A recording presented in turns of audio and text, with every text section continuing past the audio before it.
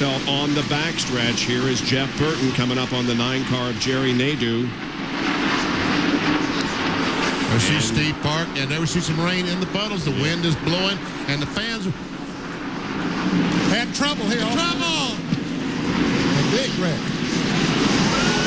Kenny Irwin is involved. Jerry Nadeau is running right ahead of Jeff Burton is involved, and Jeff, I believe, is also, is he not? It looks like, I think the front of his car is all messed up. The 99 car, the right front tire is going the wrong way. He's made contact with someone. Yes, he has. But the caution flag is out. Will it run 45 miles per hour? Because there is some rain. And still some activity here on the front stretch. Ernie Irvan becomes involved. I think he had spun coming off turn 4. And there we see Jeff Burton with that right front wheel towed out 3 or 4 inches. Bill Weber? It is towed out. They're telling him, stay on the racetrack, stay on the racetrack. The reports say this rain is here to stay.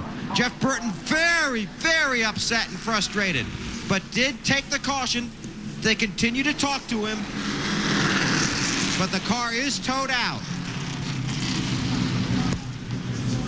Wow, Well, can you believe this? He wants this race to end now. He wants a downpour with no chance of getting the track dry. And if it did come a downpour, there probably wouldn't be a chance to get it dry. And you can see it is raining pretty doggone hard. There is Kenny Irwin, whose car was very badly tore up in this accident here on the front stretch, along with the Ricky Craven car.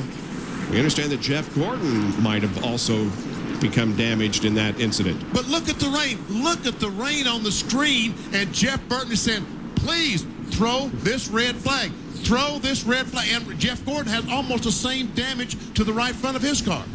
But right now, the yellow flag is waving, not the red. So they're going to continue to run under caution here for maybe a few laps to see whether or not this rain continues. Here's the replay. That's Jeff Burton, and the wreck has started. The wreck has started. There we see Burton gets in the back of Jerry Nadeau.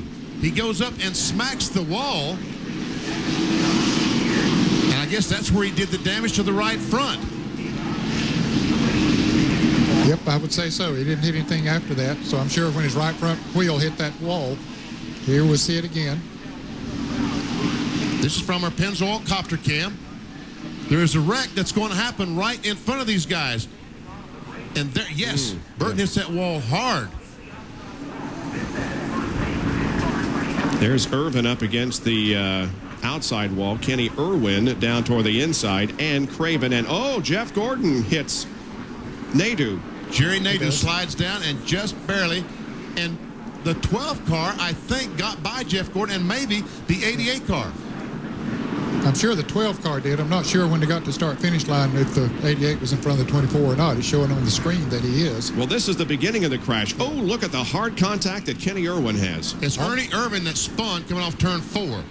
And I guess, is that the Craven car that tried to dodge Ernie, and he made contact with. And Frankie Stoddard is saying, look at those clouds. Look at that rain. He's become a weatherman all of a sudden. Well, they're going to bring him down pit road, it would appear, while they clear the debris here on the straightaway. And, boy, that car is a mess. It's not going to make many more laps under caution. No, it's not at this speed.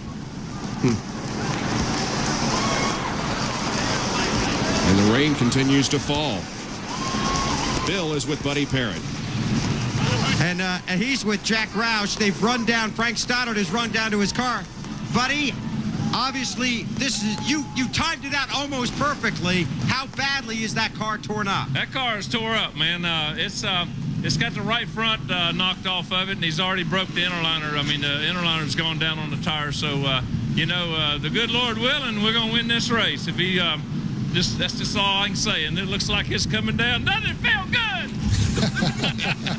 Well, they had to keep that car running until NASCAR put out the red flag. Jeff Burton obviously thrilled with the situation that the race has been stopped. Not very happy with the incident that brought out the caution. And they were doing rain dances down here. They had excellent strategy. I got to tell you, they were calling out his lap time. He gets a hug from his crew chief, Frank Stoddard. They went ahead and decided to make, well, the car is overheating, and it was actually overheating earlier before they pitted, and that problem went away. That was one reason Jeff could not run in traffic. But they really used some excellent strategy, as did some other teams here on pit road, and then they got a huge break from the weather. They almost got a terrible break with that wreck. What a sport. Here's a situation. If the track is wet, there is no way they can restart this race because it's going to take about an hour or an hour and a half to dry the track, and we'll be completely dark by then. Yes. So we are just sort of waiting here for the track to get completely wet to the point where they cannot possibly get it dry again before it sets in with darkness.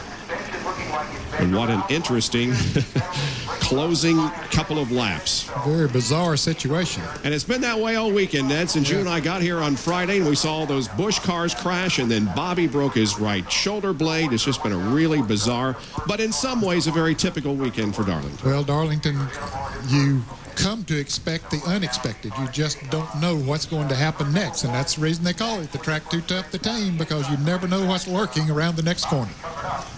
There is the badly damaged car of Kenny Irwin, who along with Ricky Craven and Ernie Irvan were involved in this crash here on the front stretch that has made the end of this race very, very interesting, or at least the possible end of this race. We have completed 164 of the 293 laps, so we're well beyond the halfway point. Jeff Burton hopes it's over.